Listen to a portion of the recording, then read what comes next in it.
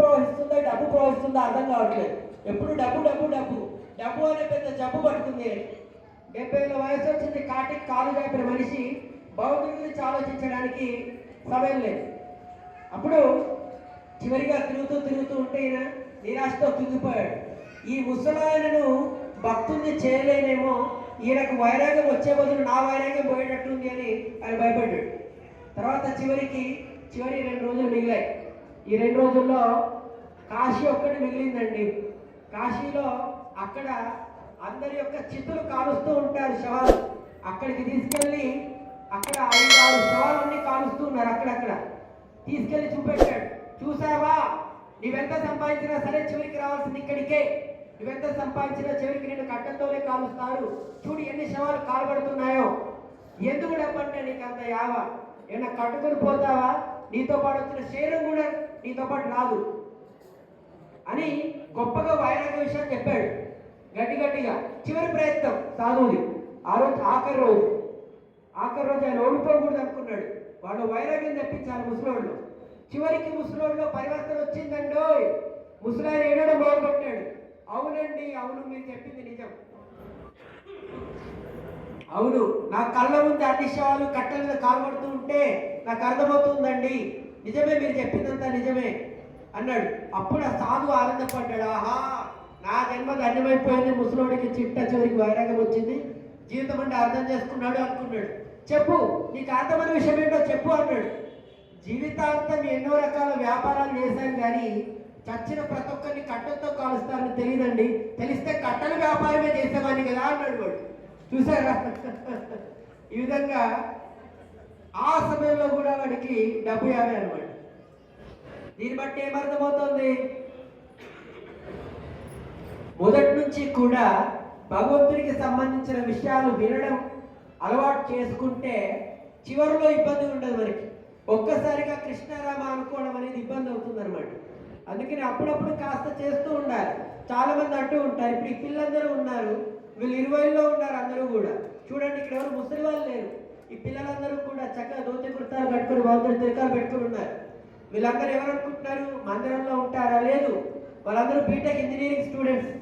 వాళ్ళందరూ కూడా IT employees, software జాబులు చేసి లక్షల శాలరీ వచ్చేవాళ్ళు, మళ్ళీ బీటెక్ చదువుతున్న వాళ్ళు అక్కడ కూర్చున్నారు. కానీ వాళ్ళు మన ధర్మాన్ని పాటిస్తూ ఉన్నారు. మీరు ఆ హైదరాబాద్కి వచ్చి చూస్తే తెలుస్తుంది. ప్యాంట్ షర్ట్లో ల్యాప్టాప్తో కాలేజ్కి వెళ్ళే వాళ్ళు, ప్యాంట్ షర్ట్లో వాళ్ళు ఆఫీస్కి వెళ్ళే వాళ్ళు, వీళ్ళందరూ కూడా 20లోనే వాళ్ళు ఇవన్నీ చేస్తూ ఉన్నారు. కాబట్టి 60లో 70లో వాళ్ళకు సమస్య లేదు. ఖచ్చితంగా భగవంతుడి చింతన కలిగి భగవద్ధామానికి వెళ్ళిపోతారు. ఇప్పటి నుంచే చేస్తూ ఉన్నారనమాట. చాలా మంది అంటూ ఉంటారు, ముసలి వాళ్ళే అంటారండి చాలా మంది, ఏరా 60లో చేయవలసింది 20లో అవసరమా అంటారు. ఇలాంటి వాళ్ళని చూసి ఎందుకు మీకు అని. కానీ మీరు 60లోనే ఉన్నారు, మీరు చేస్తున్నారా అంటే నీళ్ళు నమ్ముతారు, వాళ్ళు మాత్రం చేయరు. ఇది సమస్య అనమాట. కాబట్టి ఇప్పటి నుంచే చేయడం చాలా ముఖ్యమైనది. ఇంకొక ముఖ్యమైన విషయము, సరే సిద్ధాంతం అంటే మనకు అసలు బోరు కొడుతుంది, ఇంకొక చక్కటి కథ చెప్తాను. ఒకసారి ధర్మరాజుల వారు అంటే యుధిష్ఠిరుడు మహాభారత సమయంలో ఆయన యుధిష్ఠిర మహారాజుల వారు పడుకున్నారు. అక్కడికి భీముల వారికి చెప్పారు, భీమసేన నేను నిద్రపోతున్నాను, దయచేసి నన్ను ఎవరు లేపకూడదు, చాలా అవసరతకు లోనే ఉన్నాను అన్నాడు. సరే అని చెప్పేసి భీముడు కాపలాగా ఉన్నాడు, అన్నయ్య నిద్రపోతున్నాడు అని. చాలా చక్కటి కథ అండి, చాలా చక్కటి ప్రేరణ కలుగుతుంది. మీరు తర్వాత చర్చించవచ్చు, వాళ్ళు ఎవరు ఎక్కడికి పోరు, వినడానికి ప్రయత్నించండి ఇక్కడ కాదు. అప్పుడు భీముడు కాపలాగా ఉన్నాడు తన అన్నయ్యకి. ఆ సమయంలో ఒక వ్యక్తి వచ్చాడు, భీముడి దగ్గరకు వచ్చాడు.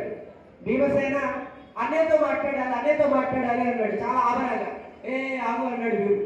ఏం చేయాలి అంటే, కొన్ని సమస్యలు వచ్చాయి, అన్నయ్యతో చెప్పుకోవాలి, పరిష్కారం కావాలి అన్నాడు. ఇప్పుడు అన్నయ్య నిద్రపోతూ ఉన్నారు, సస్యగా కుదరదు, నాకు చెప్పు అన్నాడు. సర్లే అని చెప్పేసి ఆ వ్యక్తి భీముడికి చెప్పుకున్నాడు. భీముడు ఆ వ్యక్తిని చూశాడు. ఎలా ఉన్నాడంటే, వ్యక్తి కురూపిలాగా ఉన్నాడు, అసహ్యంగా, కానీ రాజులాగా అలంకరించుకుని ఉన్నాడు. వీడంటే ఇలా ఉన్నాడు. సరే ఎవరైతే ఏంటి చెప్పు అన్నాడు. ఏంటి నీ సమస్య అన్నాడు. అంటే ఆయన అంటూ ఉన్నాడు,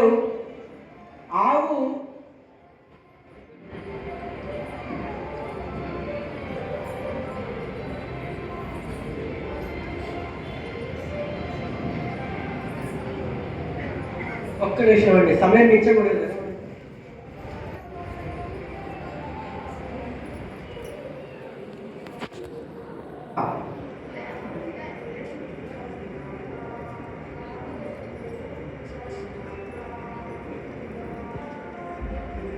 మొదటిసారి మీ సమస్య ఏంటి అంటే ఆవు సాధు జంతువు కానీ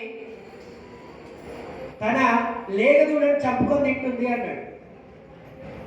ఆవు లేగదూడని చంపుకొని తింటుందా అండి ఎక్కడైనా? కానీ అదే మరి నేను చూస్తాను అన్నాడు భీమసేనుడు. అంటే ఇదేంట్రా విచిత్రంగా, ఆవు సాధు జంతువు ఎందుకు తన దూడని తింటుంది అంటే మరి అదే విచిత్రంగా ఉంది అన్నాడు. అడిగాలంటే లేదు లేదు తర్వాత వచ్చాడు. మళ్ళీ తర్వాత రెండోసారి వచ్చాడు. వచ్చి ఏంట్రా మళ్ళీ వచ్చావంటే ఇంకో సమస్య వచ్చింది అన్నాడు. మళ్ళీ ఏంట్రా నీ సమస్య అంటే కంచె చేరు వేస్తూ ఉంది అన్నాడు. ఇదేంట్రా నీ సమస్యలని వింతగా ఉన్నాయంటే మరి అదే నేను చూస్తుంది అన్నాడు. సరే అన్నలేదో చెప్తాలో వెళ్ళిపో అన్నాడు. తర్వాత మళ్ళీ వచ్చాడు. మళ్ళీ వచ్చి మూడోసారి ఇంకో సమస్య చూశాను అన్నాడు. ఈసారి ఏం చూసావా సమస్య అంటే ఆయన చెప్తూ ఉన్నాడు, అక్కడ ఒక చిన్న సూది రంధ్రంలోంచి ఏనుగు వెళ్ళిపోయిందంట. కానీ ఏనుగు తోక సూది రంధ్రంలో చిక్కుకుంది అన్నాడు. వాడు అడిగాడు ఎట్టెట్టెట్టా అన్నాడు. వాడు చెప్పాడు సూది రంధ్రంలోంచి ఏనుగు వెళ్ళిపోయింది, పెద్ద ఏనుగు, కానీ ఏనుగు తోక చిక్కుకుందండి అన్నాడు. ఇదేంట్రా నీ సమస్యలు వింతగా ఉన్నాయంటే మరి అదే నేను చూస్తుంది అన్నాడు. సరే పోరా అన్నలేచని చెప్తాను అన్నాడు. మళ్ళీ నాలుగోసారి వచ్చాడు. ఓరే ఈసారి ఏం చూశారు అన్నాడు. ఈసారి ఆయన అన్నాడు, ఒక పెద్ద కుండలో నీళ్లు చూశాను. ఆ 5 కుండలో నీళ్ళని 5 చిన్న కుండల్లో సమానంగా పోసాను, సరిపోయింది. కానీ 5 చిన్న కుండల్లో ఉన్న నీళ్లు మళ్ళీ పెద్ద కుండలో పోస్తే వెలితొచ్చింది అన్నాడు. భీమసేనుడు అన్నాడు, ఒలికిపోయాయేమో కింద పోయాయేమో చూడు అన్నాడు. లేదు లేదు లేదు, ఒక్క చుక్క కింద పడలేదు. పెద్ద కుండలో ఉన్న నీళ్లు 5 చిన్న కుండల్లో పోస్తే సమానంగా మళ్ళీ పెద్ద కుండలో పోసాను, అక్కడ ఒక చుక్క మిగలలేదు, కానీ వెలితొచ్చింది. ఇదేంటో నీ సమస్య ఇలా ఉందంటే మరి అదే నేను చూసింది అన్నాడు. పోరాడాయన అన్నాడు. చివరికి మళ్ళీ చివరిసారిగా వచ్చాడు. భీమసేనుడు ఆయన చూడగానే నీరసపడ్డాడు. రే ఏంట్రా నీ సమస్య అన్నాడు. చిట్ట చివరి సమస్య అన్నాడు. చెప్పు అన్నాడు. యాత్రికులందరూ కలిసి భగవద్ధామానికి వెళ్తూ ఉన్నారు. తీర్థయాత్రలకి వెళ్తూ ఉంటే మధ్యలో కొండ చర్య అంతా విరిగిపడి బండలన్నీ పడిపోయాయి. అక్కడ కొండ నుంచి బండలన్నీ పడిపోయాయి. వెళ్ళడానికి వీలు కావట్లేదు కాబట్టి ఏనుగులను తెప్పించారు, బండలు కదలలేదు. పెద్ద పెద్ద మల్లయోధులు తెప్పించారు, బండలు కదలలేదు. కానీ ఒక పక్క చిక్కిన బ్రాహ్మణుడు చినికిపోయిన తన దోచుకున్న నూలి చిన్న పోగు తీసి బండలకు కట్టి గాల్లోకి ఎత్తి గిరిగిరా తిప్పి పడేశాడు. దూరంగా పగిలిపోయింది అన్నాడు. వీడు ఎట్టెట్టెట్టా అన్నాడు. మరి ఏంటి అర్థం కాలేదు. అదేంటి ఏనుగు తోయలేకపోయింది, యోధులు తోయలేకపోయారు. పక్క చెక్కిన బ్రాహ్మణుడు చినుకుపోయిన తన దోతులోంచి నూలు పోగు తీసుకొని ఆ బండలకు కట్టి గిరగిరా గాల్లో తిప్పి పడేశాడా. ఒరే ఆ బండ పగిలిందో లేదో కానీ నేను కొడితే నీ తల పగిలిపోతుందిరా అన్నాడు భీముడు. అప్పుడు అక్కడి నుంచి పారిపోయాడు. అప్పుడే యుధిష్ఠిర మహారాజు నిధులేసి వచ్చాడు. వచ్చి ఏంటి భీమా కలత చెంది ఉన్నావు, ఏమైంది నీకు అన్నాడు. అన్నయ్య నీవు పడుకుంటున్న టైంలో ఒకడు వచ్చి నా మెదడంతా పాడు చేశాడు, ఏం చేయాలి అన్నాడు. ఏంటి అన్నాడు. ఒకడు వచ్చి 5 ప్రశ్నలు అడిగాడు నన్ను, నువ్వు పడుకున్నావు కాబట్టి వాడు పంపించేశా అన్నాడు. సమాధానం చెప్పావా అంటే లేదు నాకేం తెలుస్తుంది, మనంతా భుజబల ప్రయోజనం ఇది మీదే కదా అన్నాడు. సరే ఏంటి ప్రశ్నలు అంటే చెప్పాడు. మొదటి ప్రశ్న ఏంటంటే ఎవరికి గుర్తుంది? ఆవు సాధు జంతువు లేగదూడ చంపి తింటుంది అన్నారు. ఇది వినగానే అన్నయ్య దీనికి సమాధానం ఏంటి అంటే అప్పుడు యుధిష్ఠిర మహారాజు అంటే ధర్మరాజు చెప్తూ ఉన్నాడు సమాధానం దానికంటే ఏంటి అంటే ఆవు సాధు జంతువు కానీ తన లేగదూడను చంపి తింటుంది అంటే దాని యొక్క సమాధానం ఏంటి అంటే కలియుగంలో తల్లే తన బిడ్డని అబార్షన్ రూపంలో చెత్తకుట్టలో పడేసి చంపుతుంది. ఇది ఏ యుగంలోనూ జరగదు, కేవలం కలియుగంలోనే జరుగుతుంది. అది ఆవు సాధు జంతువు లేగదూడను తింటుంది చంపుతుంది అంటే దానికి సమాధానం అంటే తైవాన్లో అక్కడ గర్భస్థ శిశువును బయటకు తీసి వారిని నూనెలో వేయించి తింటున్నారు. తైవాన్లో మోస్ట్ టేస్టియస్ట్ కాస్ట్లీయెస్ట్ డిష్ అత్యంత రుచికరమైన ఖరీదైన వంటకం తైవాన్లో. అది దీన్ని మహాభారతంలో ఎప్పుడో వాళ్ళు ఊహించి చెప్పారు ముందే. వెంటనే అని అన్నాడు, ఇది జరగబోతుంది కలియుగంలో. అది ఆ ప్రశ్నకు సమాధానం అన్నాడు. మరి రెండో ప్రశ్న ఏంటండి, గుర్తుందా? కంచె చేను వేసింది అంటే కలియుగంలో కాపాడాల్సిన ప్రభుత్వ అధికారులు, మంత్రులు, రాజులు అంటే రక్షక భటులే భక్షక భటులు అయిపోతారు. కాపాడాల్సిన అధికారులు, మంత్రులు వాళ్ళే అన్ని వేస్తూ ఉంటారన్నమాట. ఇది కలియుగంలో జరిగిపోయే మరో సంకేతం అని ఆయన అక్కడ సెలవిచ్చాడు. ఇది మరి మూడోది ఏంటండి ప్రశ్న? మూడోది ఏంటండి? ఏనుగు. చిన్న సూర్యుల రంధ్రంలోంచి పెద్ద ఏనుగు దూరెళ్ళిపోయింది, కానీ ఏనుగు తోక చిక్కుకుంది. అంటే కలియుగంలో పెద్ద పెద్ద కుంభకోణాలు జరుగుతాయి. ఆ ఎవడు పట్టించుకోడు. తాలూక గడ్డి కుంభకోణం వాడాడు, గడ్డి మేతడు వేల వేల పక్షులు వేయాల్సిన మేత కూడా కుంభకోణమే. అది పక్షులు తినాల్సిన గడ్డి వాడు వేశాడు. ఈ విధంగా వేల వేల కోట్ల మంత్రులు చాలా మంది వేస్తూ ఉన్నారు. ఆ కేసులోని పట్టించుకోడు, ఎవడు దొరకడు. పెద్ద పెద్ద వాళ్ళు ఎవరు దొరకరు. చిన్న చిన్న వాళ్ళని జైల్లో వేసేస్తారు. మనకు దొరికేటంటే చిన్న చిన్న కేసులే, పెద్దవాళ్ళు ఎక్కడో చెల్లిపోతూ ఉంటారు. అంటే ఏనుగు దూరెళ్ళిపోయింది, తోక చిక్కుకుంది. అంటే కలియుగంలో పెద్ద పెద్ద కుంభకోణాలు చేసేవాడు ఎవడు దొరకడు, కానీ చిన్న చిన్న వాళ్ళని బలి చేస్తూ ఉంటారన్నమాట. మరి నాలుగోది ఏంటండి ప్రశ్న? చెప్పండి. నీళ్ళు. పెద్ద కుండ, చిన్న కుండ, కనీసం కుండ గుర్తు పెట్టుకున్నారు మహానుభావు. పెద్ద కుండలోంచి సమానంగా ఆయన చిన్న కుండలో నీళ్ళు పోస్తే మళ్ళీ పెద్ద కుండలో పోస్తే వెలితొచ్చింది అన్నారు. ఎక్కడ నీరు ఒలకలేదు. అదేలా అంటే ఒక తండ్రి తల్లిదండ్రులు ఇద్దరు కూడా 5గురు కొడుకుల్ని సమానంగా ప్రేమించి పోషిస్తారు, కానీ 5గురు కొడుకులు తల్లిదండ్రులు సమానంగా చూసుకోలేదు. అది వెలితొచ్చింది అంటే ఇది కలియుగంలో జరుగుతుందనమాట. జరుగుతుందా ఇప్పుడు? మొదటివాడు అంటాడు, నాన్న నాకే ఆరోగ్యం బాగాలేదు, హాస్పిటల్లో తిరుగుతున్నాను అంటాడు. రెండోవాడు అంటాడు, మీ కోడలికి బాగాలేదు నాన్న, నేనే వండి పెడుతున్నాను అంటాడు. మూడోవాడు అంటాడు, పిల్లాడికి స్కూళ్ళ కోసం వాటి కోసం తిరుగుతూ ఉన్నాము, దగ్గరలో ఉండలేను, నేను ఎక్కడో ఉండాలి, మీతో పాటు ఉండి చూసుకోలేను నాన్న అంటాడు. నాలుగోవాడు అంటాడు, నాన్న నాకు డబ్బులు చాలా తక్కువ, ఆదాయం లేదు, నీ మందులు అవి నా వల్ల కాదు, వచ్చి ఎప్పుడైనా చుట్టుకో వచ్చి వెళ్ళండి సరిపోతుంది, కానీ ఉంచుకోవడం కాస్త కష్టం నాన్న అంటాడు. ఐదోవాడు అడ్రస్సే లేడు.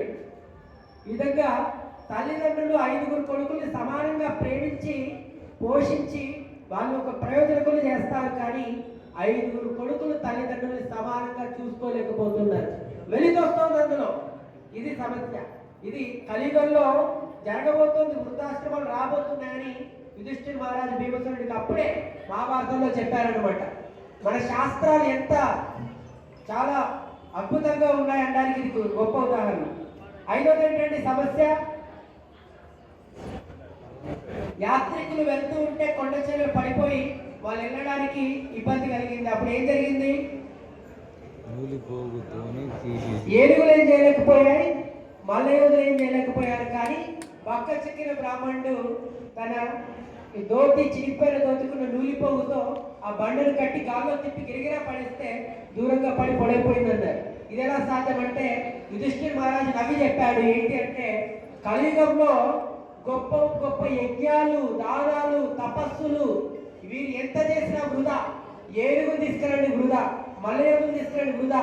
కేవలం నూలిపోగు అంటే భగవంతుడి నామం సరిపోతుంది అని. హరే కృష్ణ హరే కృష్ణ కృష్ణ కృష్ణ హరే హరే, హరే రామ్ రామ రామ హరే హరే. అంటే ఈ కలియుగంలో గొప్ప గొప్ప యజ్ఞాలు ఈ యొక్క గోవర్ధనగిరి యాత్రకు తీసుకెళ్లడం జరిగింది. కొన్ని నెలల క్రితమే మన రాజేష్ బాబు మరియు తల్లిదండ్రులు ఇద్దరు కూడా అక్కడ యాత్రకు మాతో రావడం జరిగింది. మీకు నేను చెప్పిన హరే కృష్ణ మహామంత్రాన్ని రోజు వాళ్ళు చెప్పిస్తారు, వాళ్ళ పిల్లలు కూడా చెప్పిస్తారు. ఖచ్చితంగా ప్రభుజీ ఈ విషయాన్ని మా కుటుంబ సభ్యులతో, మిత్రులతో, శ్రేయభిలాషులు అందరితో పంచుకుంటే బాగుంటుంది అని వాళ్ళు నాకు చెప్పారు కాబట్టి ఇక్కడికి వచ్చి చెప్పడం జరిగింది. కాబట్టి వారి ఆశలను మీరు వమ్ము చేయకుండా ప్రతి ఒక్కరు కూడా రోజు కనీసం 108 సార్లు చెప్పించడానికి ప్రయత్నించండి. మళ్ళీ మళ్ళీ మళ్ళీ చెప్తున్నాను ఎందుకు అంటే మీరు అర్థం చేసుకోవచ్చు. మీ పాపాలన్నిటి నుంచి ముక్తి పొందడానికి, శాశ్వతమైన ఆనందాన్ని పొందడానికి కలియుగంలో ఇంతకు మించిన సరళ రూపాన్ని కూడా ఉందా? లేదు. బక్క చెక్కిన బ్రాహ్మణుడు చిరిగిపోయిన దోతిలో నూలిపోగుతో బండ తిప్పి పడేశాడంటే అంటే చాలా చిన్న విషయం అని దాని అర్థం అనమాట. ఎవరైనా ఈ నామాన్ని చేయొచ్చు. కాబట్టి అందరూ కూడా రోజు నామాన్ని చేయడానికి ప్రయత్నించండి. కాబట్టి ఈ పదవి విరమణ సందర్భంగా మన ప్రభుజీకి నా విన్నపం ఏంటి అంటే, ఇన్ని సంవత్సరాలు మీరు ఉపాధ్యాయునిగా ఎంతో మందికి పాఠాలు నేర్పారు, చక్కటి కృషి చేశారు.